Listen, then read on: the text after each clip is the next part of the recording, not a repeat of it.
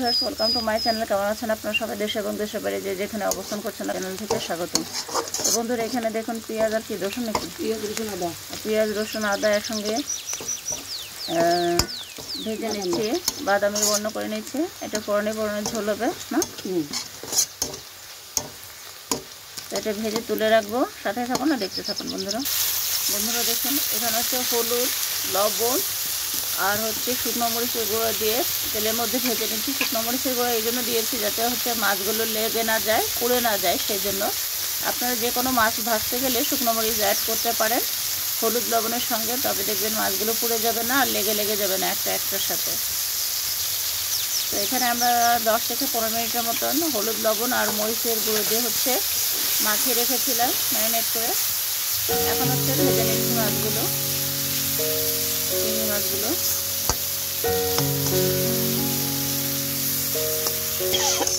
মাছগুলো আমাদের ভাজা হয়ে গেছে বন্ধুরা, দেখুন। এখন একটু পানি দিয়ে দিলাম। কষে নিচ্ছেন? একটু কষে নিচ্ছি বন্ধুরা।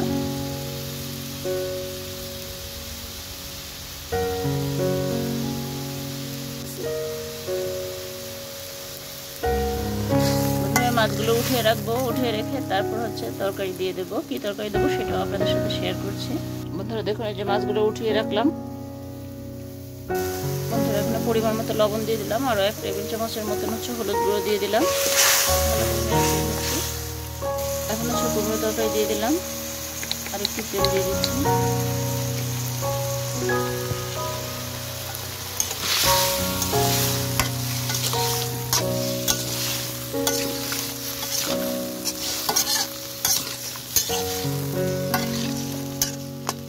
মিষ্টি কুমড়া নিয়েছি, কাঁচা কুমড়া।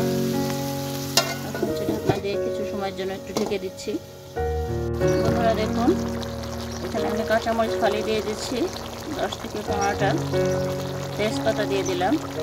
ঢাকনাটা উঠিয়ে এখন নেড়ে চেড়ে নিচ্ছি।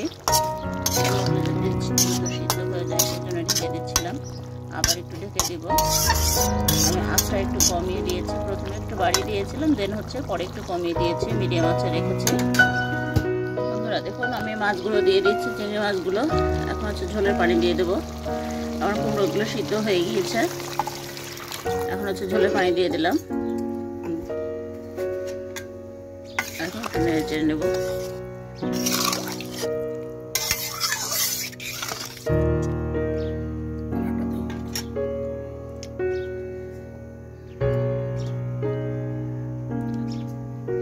বন্ধুরা, জাল না উঠলে কিন্তু ঢেকে দেওয়া যাবে না,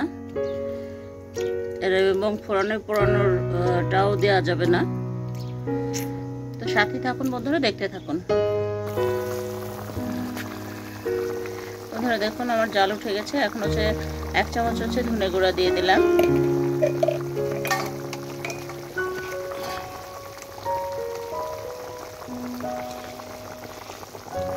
1 টেবিল চামচ জিরে গুঁড়ো দিয়ে দিলাম।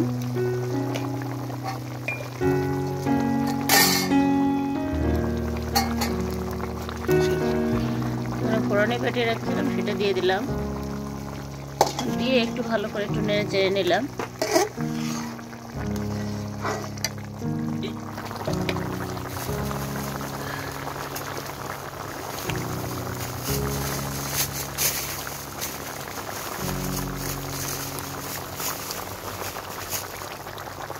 মশলা দেওয়ার পর কিন্তু একটু নেড়ে চেড়ে নিলাম।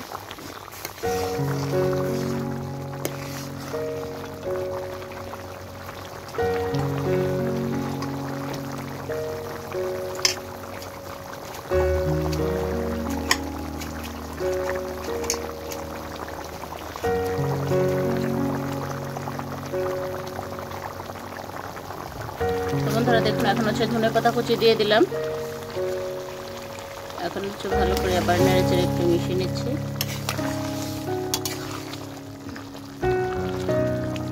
তো এইভাবে বন্ধুরা কুমড়ো দিয়ে হচ্ছে চিংড়ি মাছের ঝোল খেয়ে দেখবেন, দুর্দান্ত লাগে, কিন্তু সেটাই আমি আপনাদের সাথে শেয়ার করলাম।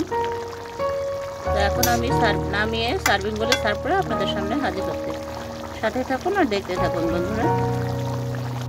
তো বন্ধুরা দেখুন ফাইনালি কিন্তু আমার কুমড়ো দিয়ে হচ্ছে চিংড়ি মাছের ঝোল হয়ে গিয়েছে। তো যারা ফেসবুক পেজ দেখছেন অবশ্যই ফেসবুক পেজটা ফলো করে রাখবেন। আর যারা ইউটিউব চ্যানেলে আছেন, যারা এখনও আমার বন্ধু হন নেই, পুরনো যারা বন্ধুরা আছেন তারা তো আছেনই। আমি আসলে কন্টিনিউ ভিডিও আপলোড করতে পারছি না, বিধায় এক্সট্রিমলি সরি, কিন্তু আপনারা আমাকে কেউ ভুলে যাবেন না। আর প্লিজ লাইক দিয়ে ভিডিওটা কন্টিনিউ করার চেষ্টা করবেন, আর কেউ টেনে টেনে দেখবেন না। বন্ধুরা আমি একটা কথা বলি আপনাদের সবসময়, যে টেনে টেনে দেখলে আপনারা যেমন চ্যানেলের ক্ষতি, আমারও চ্যানেলের ক্ষতি। অনেকে মনে করে টেনে টেনে দেখলাম তো ঠিক আছে, আমি এই কাজটা করলাম, আমার কোনো কিছু হবে না। দেখবেন যে আপনারও কিন্তু অস টাইম যোগ হবে না। অতএব এই জিনিসটা যদি ফলো করেন, একে অপরের সাথে যদি আমরা কম্প্রোমাইজ না করি বন্ধুরা, বা একে অপরের পাশে না থাকি, তাহলে কিন্তু আমরা এগিয়ে যেতে পারবো না। আর এই ইউটিউব এমন একটা প্ল্যাটফর্ম যেখানে হচ্ছে একা একা কোনো কিছু করা সম্ভব না, তাই সবার সহযোগিতা দরকার। তাই পাশে থাকবেন, সাথে থাকবেন। আমিও আপনাদের ইনশাল্লাহ পাশে থাকবো, সাথে থাকবো। এভাবে সবাই একে অপরের পাশে থেকে এগিয়ে যাব। সেই পর্যন্ত সবাই ভালো থাকুন, সুস্থ থাকুন, নিরাপদে থাকুন, এবং চ্যানেলটি সাবস্ক্রাইব করে দেবেন এবং পাশে থাকা বেল আইকনটি প্রেস করে রাখবেন। কারণ হচ্ছে আমি যখনই নিত্য নতুন ভিডিও আপলোড করবো না কেন, আপনাদের কাছে যেন সর্বপ্রথম পৌঁছে যায়। তো সে পর্যন্ত ভালো। এই রেসিপিটা কেউ যদি এখনো না করে থাকেন অবশ্যই করে নেবেন, এবং ট্রাই করে কেমন হলো কমেন্ট বক্সে কমেন্ট করে জানাতেও কিন্তু একদমই ভুল করবেন না। আপনারা সুন্দর সুন্দর কমেন্ট করেন, সেই আশায় প্রত্যাশায় থাকি। আর অবশ্যই লাইক দিয়ে বন্ধুদের মাঝে শেয়ার করে দেবেন আর ভিডিওটা। আল্লাহ হাফেজ।